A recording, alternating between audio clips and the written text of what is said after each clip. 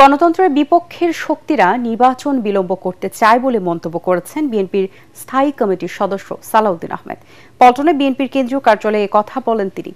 রাজধানীতে পৃথক আরেক অনুষ্ঠানে দলটির স্থায়ী কমিটির সদস্য মঈন খান বলেন, একটি সুষ্ঠু নির্বাচনের জন্য অন্তর্বর্তী সরকারকে দেওয়ার সহযোগিতার ওয়াদা রেখেছে বিএনপি।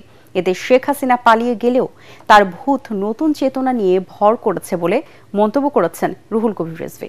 আরও জানাচ্ছেন মুশফিকুর রহমান। জুলাই আগস্ট গণ অভ্যুত্থানের বর্ষপূর্তি উপলক্ষে জাতীয় প্রেস ক্লাবে আলোচনা সভার আয়োজন করে ঢাকা কলেজের প্রাক্তন ছাত্ররা। একটি দেশ করার প্রচেষ্টা চলছে।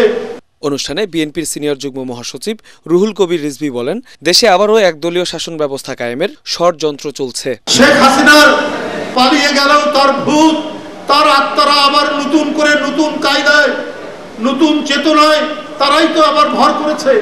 এইটার জন্য তো ছেলেরা জীবন দেয়নি। আমরা সেই গণতন্ত্র চেয়েছি যে গণতন্ত্রে প্রকৃত এদেশের ভোটাররা ভোট দিয়ে যাকে ইচ্ছা তাকে রাষ্ট্র ক্ষমতায় বসাবে। আবার সেই একমাত্রিক একটি দেশ করার প্রচেষ্টা চলছে, গভীর ষড়যন্ত্র চলছে। এ সময় বিএনপির স্থায়ী কমিটির সদস্য মঈন খান বলেন, ব্যক্তির উন্নয়ন নয়, দেশ ও জাতির উন্নয়নে কাজ করবে বিএনপি। আগামী ফেব্রুয়ারিতে ইনশাআল্লাহ রমজানের আগে তারা নির্বাচনের দিনক্ষণ তারা উল্লেখ করেছে, যেটা পরবর্তীতে আমরা আশা করছি নির্বাচন কমিশন নির্বাচন শিডিউলের মাধ্যমে নির্দিষ্ট করে দেবে। এবং এই বাংলাদেশের মানুষ কোনোদিন কারো আধিপত্য অন্যায় স্বীকার করে না।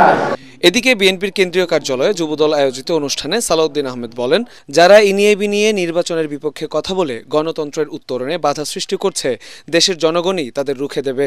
যারা গণতন্ত্রের বিরুদ্ধে বিভিন্ন রকমের বক্তব্যের মধ্য দিয়ে নির্বাচনের বিষয়ে শঙ্কা প্রকাশ করছে, তারা গণতন্ত্রের পক্ষে শক্তি নয়। যারাই বিভিন্ন রকমের কুযুক্তি উত্থাপন করে গণতন্ত্রের এই যাত্রাপথকে কণ্ঠকাত্তীর্ণ করতে চাইবে, তাদের বিরুদ্ধে বাংলাদেশের জনগণ রুখে দাঁড়াবে। সব গণতান্ত্রিক শক্তি, সব গণতান্ত্রিক রাজনৈতিক দলকে অনুরোধ করব, আপনারা যেভাবে ঐক্যবদ্ধ হয়েছিলেন ফ্যাসিবাদ বিরোধী গণতান্ত্রিক সংগ্রামে, সেই একই রকম ঐক্য নিয়ে আসুন। আগামী নির্বাচনের জন্য সুষ্ঠু শান্তিপূর্ণভাবে যেভাবে আমরা নির্বাচন অনুষ্ঠান করতে পারি, সেইভাবে আমরা ঐক্যবদ্ধ থাকি। পরে বিএনপির চেয়ারপারসন বেগম খালেদা জিয়ার জন্মবার্ষিকী উপলক্ষে তার সুস্থতা ও দীর্ঘায়ু কামনা করে দোয়া মাহফিল অনুষ্ঠিত হয়। আমাদের মাঝে যা হয় তোমার পছন্দ। মুশফিকুর রহমান, এটিএন বাংলা, ঢাকা।